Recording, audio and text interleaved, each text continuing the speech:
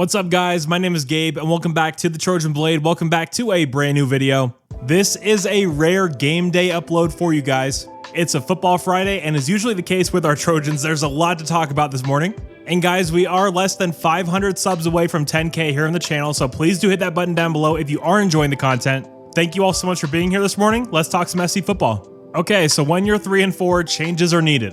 What our actual goals for the year were are completely out the window now. So some of these changes are to help us win now this season, and some are to help us win in 2025. First off, I want to talk about special teams, particularly kick return. I actually think Zachariah has refound his form with returning punts. Not peak 2023 form, but solid enough. But kick return. To me, he looks timid and like he's afraid to make a mistake or maybe afraid to get hit. I could be off base there. If you disagree with me, please let me know down below in the comments. But I think we need a shake up there in a big way. There's a bunch of different options here. Joyner, Makai Lemon, but I think Jay Fair is the guy. Great speed, has shown a real ability to make plays as a ball carrier throughout his career. I'd love to see the switch personally. The hope is that Zach will get out of his funk and he houses one, but guys, we're 7 games in and we still haven't seen it outside of the LSU game. So I think Jay Fair returning kicks could be a good move for us. Next up, let's talk about the defense. I'm going to read to you every single redshirt or true senior on the defensive side of the ball. Now, I have zero clue which of these guys still have eligibility, but it's Jalen Smith, Easton Mascarenas Arnold, Rajon Davis, who we don't know if he's coming back or not, Eric Gentry, who I do expect to be back, Akili Arnold, Jamil Muhammad, Mason Cobb, Jacoby Covington, DeCarlos Nicholson, John Humphrey, Greedy Vance, Bryson Shaw, Solo, Gavin Meyer, Kobe Pepe, and Nate Clifton. So yeah, pretty much the entire defense is gone. We simply have to get our young guys some reps to end this year. I think a massive uptick in reps for Desmond Stevens is vital. That's your starting Mike next year. Get him as much run as possible. Marcellus Williams is going to get some run tonight against Rutgers. John Humphrey has had some absolutely back-breaking mistakes this year. Let's start seeing Sellis and maybe a guy like Braylon Conley. I am fascinated to see Elijah Newby. Cam Fountain is getting more run here as of late. Obviously Abasiri as well. Get those young guys out there, the most important 3 being Stevens, Sellis, and Fountain. Next up, we've got to talk about run-pass splits. Aside from the QB conversation, this has been the talk of Trojan Twitter over the last few weeks. Quite simply, we have to run the ball more.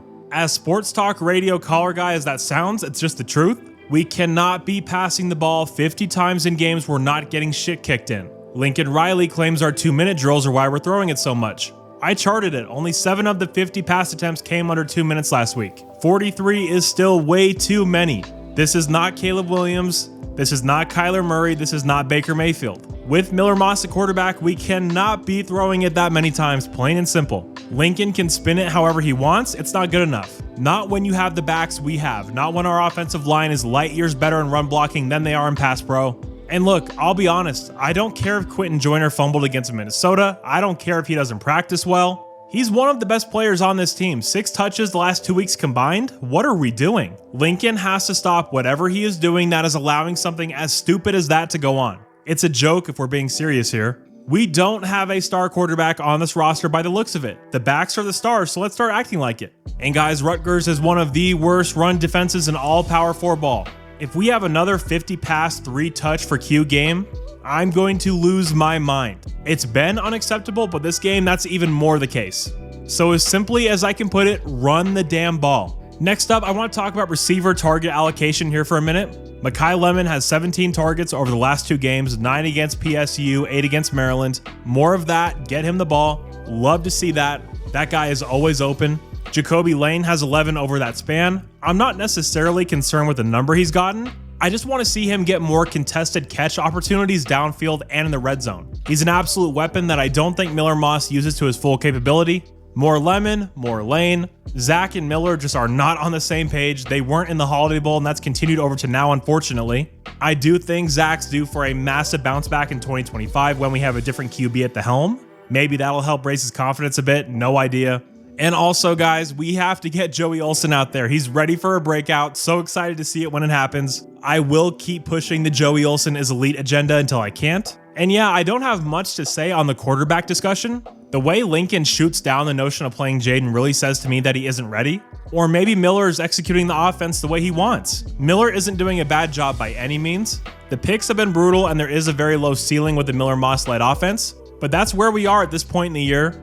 I support Lincoln Riley's decision when it comes to quarterbacks. I feel like if he's earned our trust in any area, it's that one. But yeah, guys, that is all I have for you. Huge game tonight, an absolute must win. If you think morale is low in the fan base right now, just wait until after this one. We simply cannot lose, not to Rutgers.